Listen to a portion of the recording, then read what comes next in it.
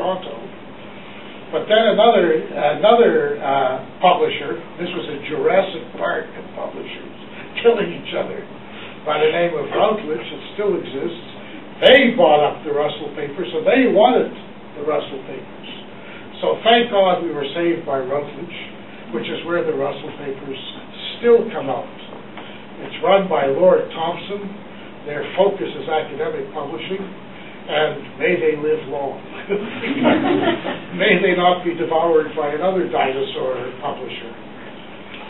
So the other thing that I experienced, which I never would have experienced as a mere arts professor, is technological change in the publishing.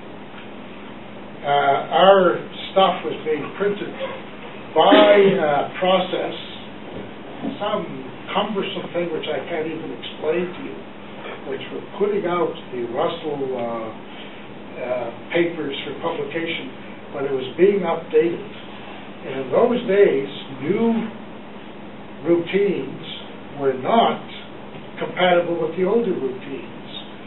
So we got a notice that the machine or technology that we're using now, McMaster will support for only 1 year. And all of the volumes that are still on it have to come out in 1 year. So that was pretty tense. We had to go around finding money and so on.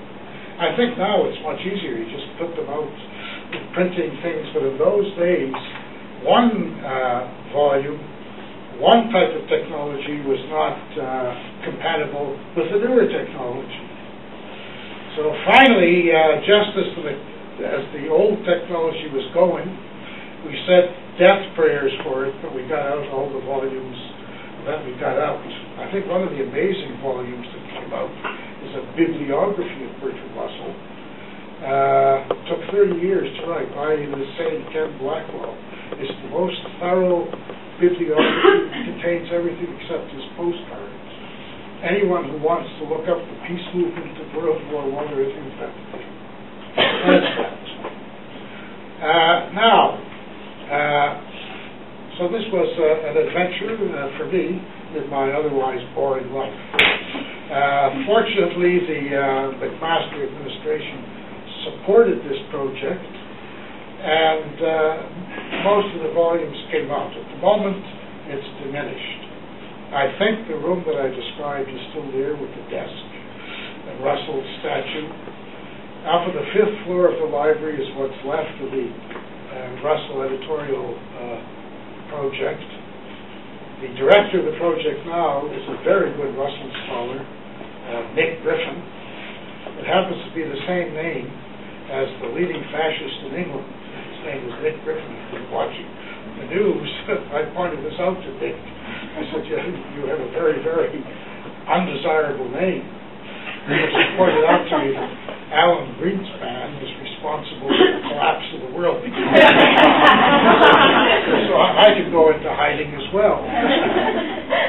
So anyway, this adventure continued with the support of the deans and so on. If you have any questions later to ask about the actual structure of it and the adventures that happened with regards to it, don't hesitate.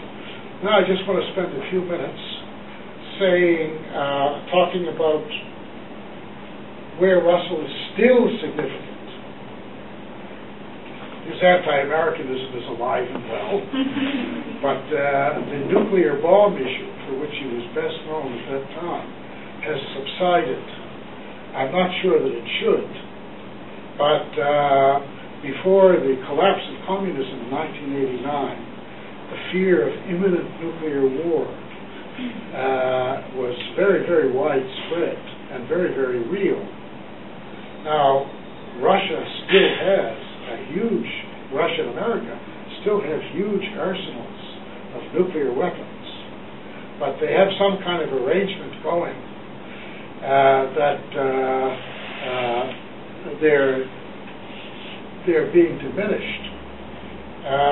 I must say, people don't seem to realize this. Whenever I hear someone say, we've got to get tough on the Russians, they continue to forget what the Russians have. So some kind of good relations between the Russians and the West on some level is mandatory because of the the existence of this weaponry. So this part of Russell is forgotten. Nevertheless, some of his crusades and some of his ideas are still relevant. And let me go through a couple of them, because some of them you've had in Western Civ too. Russell came into maturity in the first era of what we call the Second Scientific Revolution. Those from this afternoon's class who weren't snoozing will remember that I was talking about this today. The Second Scientific Revolution kind of undermined the first one because, as you know, Peter's here, so I won't say too much about it. Because of the appearance of indeterminism, that in microphysics you could have unpredictable things happening to the waves of light and waves that are defined by heat. And so a whole industry grew up saying that science is not deterministic anymore.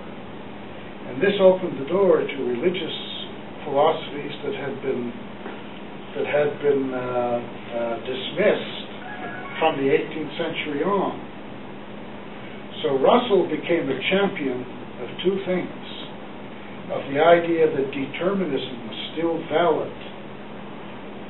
So how can you talk about determinism in the world of microphysics? So here you had an odd thing. Russell's articles on determinism come out as an article of faith.